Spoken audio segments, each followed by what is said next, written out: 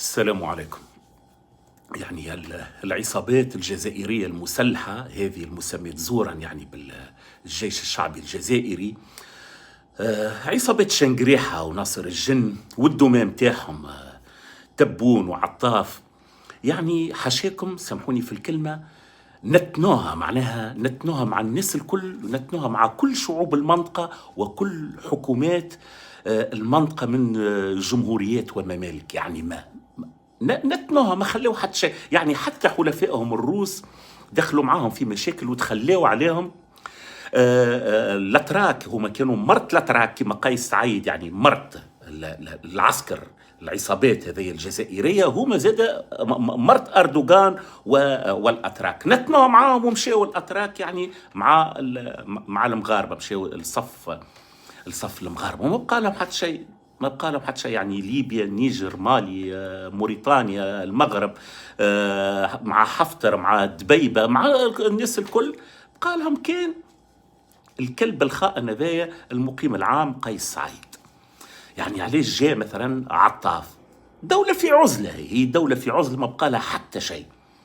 المغرب رافع عليها قضايا جديدة أخرى، يعني على دعم الإرهاب. مالي عندها توا معها قضايا على دعم الإرهاب، هي والنيجر وبوركينا فاسو. يعني فرنسا بعد محاولة اغتيال المعارض هذايا يعني عندها قضية أخرى فيها تبون وشنقريحة، يعني وعدة جنرالات أخرين على محاولة اغتيال معارض جزائري في العاصمة الفرنسية. وثم ملفات أخرى بتاع دعم إرهاب. يعني وين تتلفت الجزائر يعني متهمة بدعم الإرهاب، وعندها ملفات يعني حافظها قيس وجماعته في تونس بتاع الاغتيالات السياسية ودعم يعني مجموعات إرهابية والقيام وتنفيذ عمليات إرهابية في الشعامبي وفي العاصمة وفي الساحل التونسي. يعني دولة داعمة للإرهاب 100%. لكن عطاف هو تقول أنت توا علاش جاي؟ مش فقط على حكاية قضية التآمر، هذه واحدة من التفاصيل البسيطة، ولكن وين يعني الشيء اللي فوق الخيال؟ طبعا اللي طبعا فيكم عدد كبير مش باش يصدق، كما وقت اللي حكينا على قوات فاغنر وعلى تحويل يعني مجموعات يعني من الأفارقة جنوب الصحراء إلى ميليشيات مقاتلة بالتدريب من فاغنر ومن بعض قيادات الجيش الروسي وبعض قيادات الجيش الجزائري اللي هبطوا في جربة. وقلنا يعني هذا موجود يعني حتى في مقالات وغيره. علاش جاء عطاف؟ عطاف جاء لأن أمريكا تتجه نحو تصنيف البوليزاريو إلى منظمة إرهابية. إيه نعم، والبوليزاريو ولات حمل على الجزائر. أو شفناهم تو كيفاش يلحلحوا، يحبوا على التطبيع مع إسرائيل وباش يشاركوا يعني في عملية الأسد الإفريقي جنبا إلى جنب مع تونس وإسرائيل. تحول تبون إلى بواسة كتاف، يلوج على أي منفذ هو والنظام الفاسد متاعه متاع العصابات المسلحة. يتجه ترامب إلى تصنيف البوليزاريو إلى منظمة إرهابية واللي تحمل عليهم. البارح فقط الجيش الجزائري قتل 10 مقاتلين من البوليزاريو اللي رفضوا تحويلهم من منطقة إلى منطقة. يعني توا ولات ثم مواجهات صغيرة تصير ما بين مقاتلين متاع البوليزاريو والجيش الجزائري. جاء عطاف باش يطلب أولا اعتراف تونس بدولة البوليزاريو باش ما يبقاوش وحدهم في المنطقة، واحنا حاشاكم معناها ردنا قيس سعيد لبهيم القصير.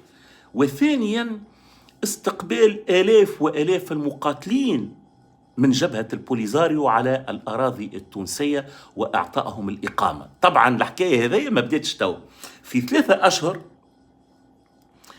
وأنا ما نجيبش حكايات هكاك من الحيط.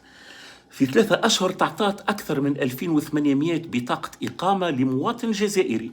مرحبا بهم كان جاو جزائريين، ما هم الجزائريين، هما من جبهة البوليزاريو. تعرف أنهم يسافروا بجواز سفر جزائري، الجزائر تعطيهم جواز سفر يتنقلوا به. جاو لتونس وخذوا بطاقات إقامة أكثر من 2800. وجاء البارح يحب تونس تعترف بجبهة البوليزاريو وتستقبل رسميا جزء منهم، لأنه أمريكا ترامب ماشي نحو تصنيفهم كمنظمة إرهابية. يعني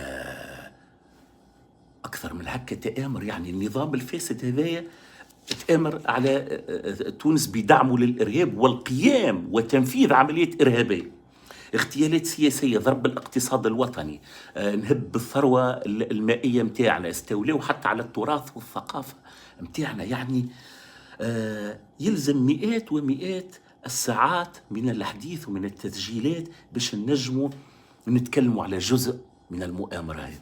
آخرها توا يحبوا يوطنوا عنا المقاتلين متاع البوليزاريو ويلحقوهم بالاخرين، يعني اللي الشيء المخطط هذا يلزم الانتباه ليه، يعني متاع هالمجالس المحليه والفلوس اللي قاعده تتعطى للناس هذوما داخل الجهات، الناس اللي قاعده تجينا بالبوليزاريو وتاخذ في بطاقات اقامه، الاعتراف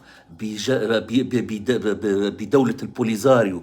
شنو هذا اللي قاعده تعمل فيه الجزائر وعلاش؟ معناها شعب تونس شنو اللي عمل، شنو ذنبه؟ معناه شنو ذنبه باش يكون هالخائن هذا مع مجموعة من الخونة للأسف من الأجهزة الصلبة، من الأمنيين، يعني من البوليسية والعسكر المرتشين الخونة العملاء هما والمقيم العام قيس سعيد. اش قاعدين يخطوا؟ يعني والله العظيم لا شيء يوقف المخ. يعني يلزم خبراء كبار هذوما يحلوا كل المعلومات هذيا ويقوموا بدورهم باش يضويوا الثنية قدام التوانسة. والله العظيم للأسف الشديد، وهذا مش معني به شعبنا في الجزائر مساكن، ولكن تحولت يعني الجزائر، النظام الجزائري هذايا بتاع الكبرانات إلى أكبر عدو ومتآمر على تونس.